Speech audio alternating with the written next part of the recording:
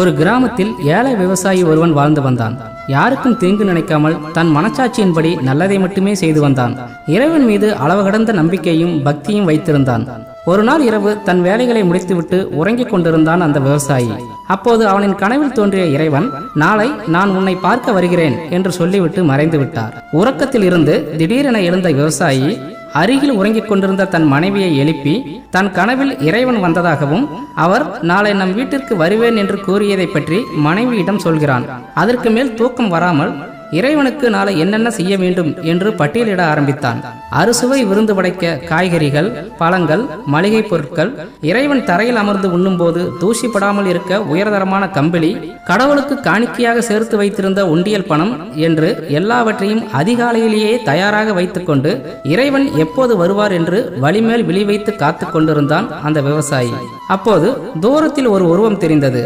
ஆவலுடன் அந்த உருவத்தை பார்த்து கொண்டே இருக்க அருகில் வரும்போதுதான் தெரிந்தது அவர் ஒரு பிச்சைக்காரர் என்று.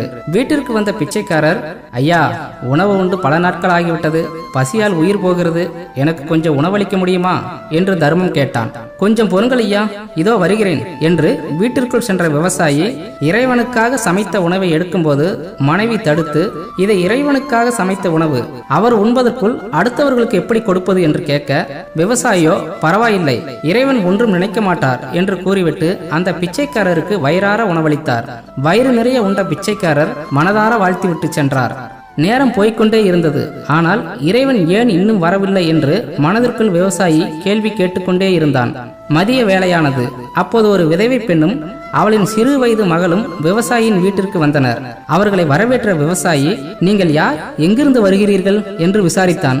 தான் பக்கத்து ஊர் என்றும் தன்னுடைய கணவன் ஒரு வாகன விபத்தில் இறந்து விட்டார் என்றும் தன் பெண் குழந்தையை காப்பாற்ற அருகில் உள்ள நகரத்துக்கு செல்வதாகவும் போகும் வழியில் உங்களை போன்றவர்களிடம் சிறு சிறு உதவியை பெற்றுக்கொண்டு செல்வதாகவும் கூறினாள். இதை கேட்டதும் மனமுடைந்த விவசாயி கொஞ்சமும் யோசிக்காமல் இறைவனுக்காக தன் வாழ்நாளில் சேமித்து வைத்திருந்த அத்தனை உண்டியல் பணத்தையும் அந்த விதவை பெண்ணிடம் கொடுத்துவிட்டு, மகளே, நானும் உனக்கு தந்தை போன்றவன் தான்.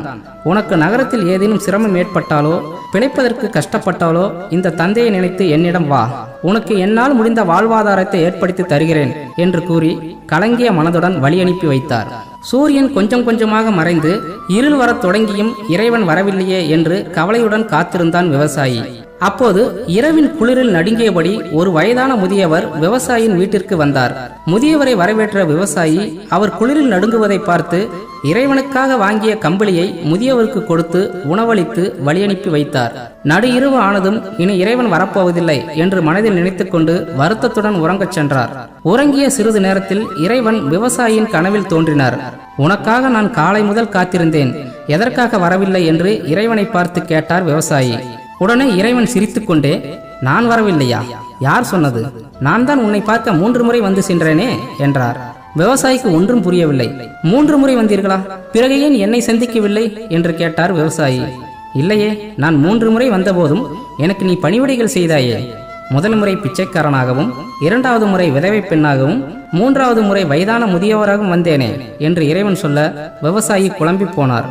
இறைவன் பொறுமையாக இப்படி சொன்னார், இல்லை என்று வந்தவர்களிடம் உன் கருணையால் அவர்களுக்கு உதவி செய்தாயே, அதுதான் நான். அவர்களுக்கு உதவும் போதெல்லாம் உனக்குள் தான் நான் இருந்தேன். என்னை வெளியே தேட வேண்டிய அவசியமே இல்லை என்று இறைவன் சொல்ல விவசாயி கண்ணில் நீர் முத்து முத்தாக உதிர்ந்தது. இறைவனை முழுமையாக உணர்ந்த மன நிறைவுடன் நிம்மதியாக உறங்கினான் விவசாயி. யாரென்றே தெரியாத ஒருவருக்காக எந்த பிரதிபலனும் எதிர்பார்க்காமல் ஓடி வந்து உதவுகின்ற ஒவ்வொருவரும் இறைவனின் இன்னொரு வடிவமே. உதவுங்கள். உதவும் போது நீங்களும் கடவுள்தான்.